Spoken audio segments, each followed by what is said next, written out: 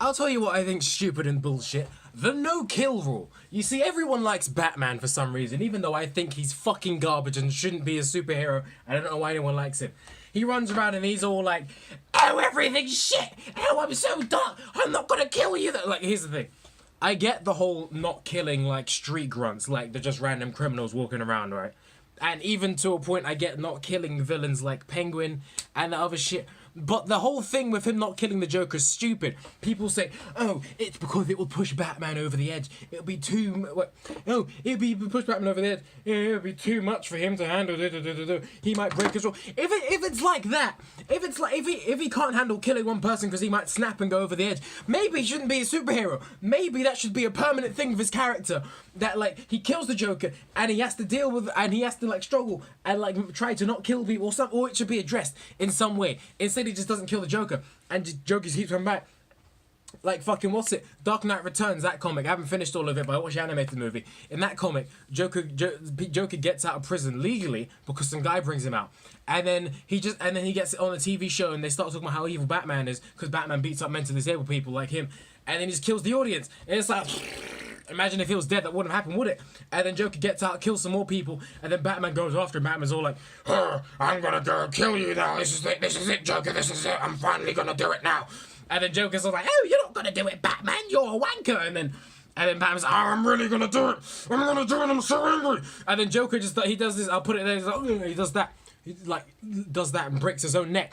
And you see, people like to say that if Batman kills the Joker wins. No, you see, with Batman keeping the Joker alive, Joker has won because he can kill and do whatever the fuck he wants. While, like, prison isn't even a thing for him. Prison's like a break. He just goes to prison, breaks out a week later, kills more people. Batman's the loser. If Batman killed Joker, then he'd win. But Joker has tricked you, the audience, and Batman into thinking that him staying alive means that Batman is on top. No, it doesn't work that way. I know, that fucking piece of shit show, fucking Fullmetal Alchemist Brotherhood. Do you remember that? Do you remember when fucking Mustang is killing Lust and he's just the fuck, boom, do,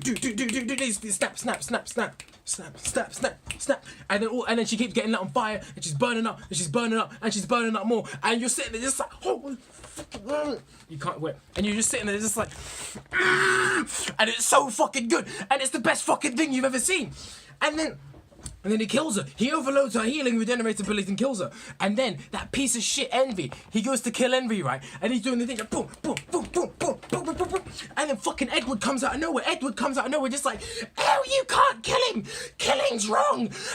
And everyone just fucking eats it up. Everyone's all like, oh, Edward's such a good character. Oh, Edward, Fullmetal Alchemist. I love that show. No, it's stupid. It's so stupid. It could have been such a cool moment. Could have burned him up. And then Envy, they give Envy one of the most tricky to deal with villains in the show to a 10-year-old. To some 10-year-old shit. They just give it to some 10-year-old little girl that has a pet panda, and then she loses him, and he comes back and becomes a villain again and gets stronger than before. It's so stupid.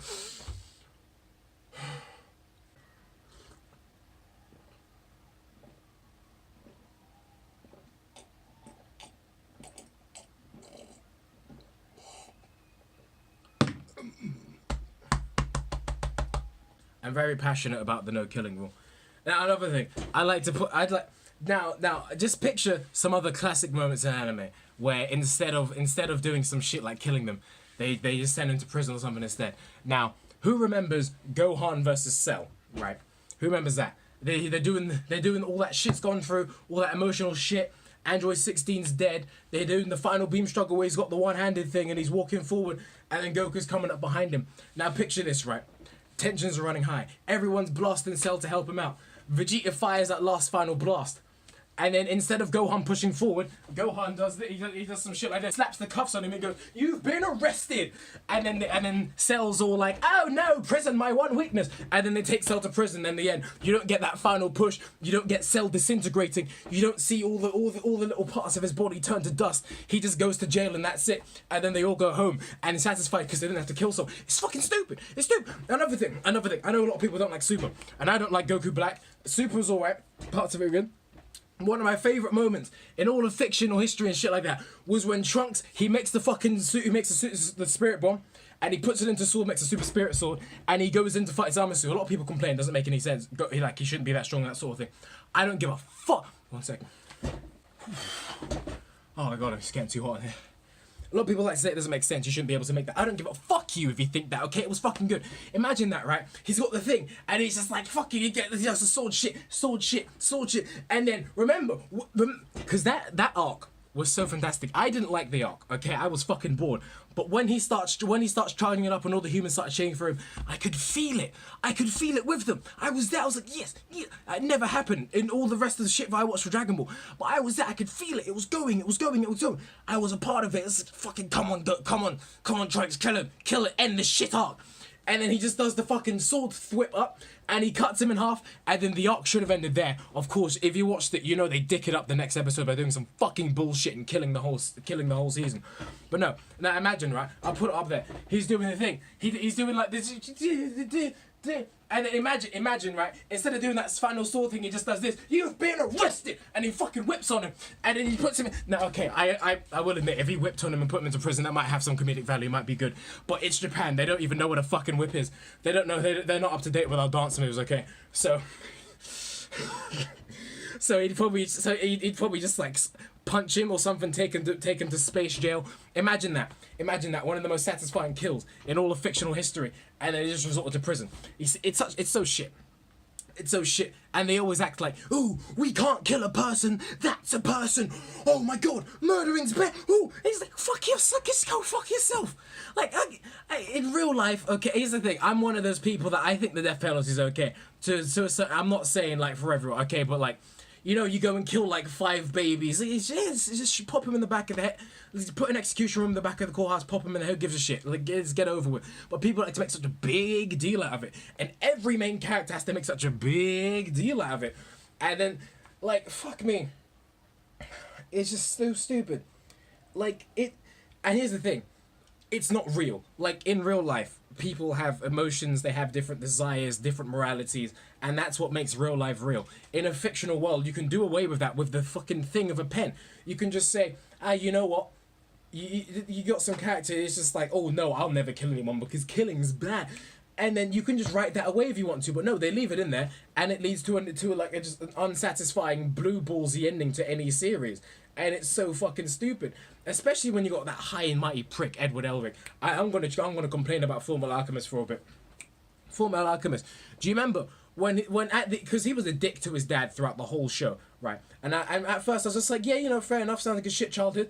Then his dad explains, and his dad's like, oh yeah, I'm actually a 2,000-year-old former slave, and I have the souls of 536,000 people inside of me, and I've been using sacrificing my body to, you know, save the world one day. That's why I had to leave you. I'm sorry. By the way, your mother was in on it. She all knew the whole time it was okay. And he goes, "Oh, fuck you, Dad. You weren't there for me. I'm not gonna call you Dad. Fuck you." And then after he goes and beats up the fucking dwarf and the glass guy, and he like fist fight with God and everything, and he's like lost his arm and he's trying to bring back Edward and shit. No, trying to bring back Alphonse.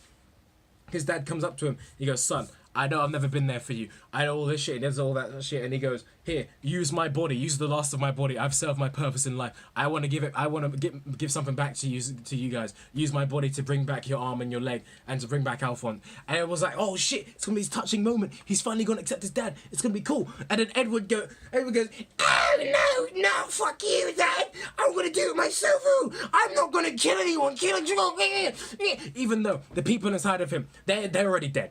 They're already dead. They're the souls of their dead race that existed 2,000 years ago. I don't know about you. If I was a soul trapped inside another man's body, and that man had like 5 minutes to live, and we were just going to go to waste, I was already dead, and this is the last surviving member of my race, I would give up my soul to him. Even he would probably still get to go to heaven. I'd give it up to him to bring back his dead brother and his arm and leg. I think that's a pretty fair compromise. I guarantee you they would have been okay with it, but no, he's got morality, and he just has to fucking just do it, and he gives up his magic. He gives up his magic powers, and it's like, why the fuck would you do that? Why would you do that? Why would anyone give him the magic powers? I'm an only child, thank God. If I had a brother and he was dying, and I could like shoot fireballs, I could shoot lasers and shit, and they said, oh, you can give up your powers, I wouldn't bring him back. Fuck him, he shouldn't have died in a fire. I'm joking.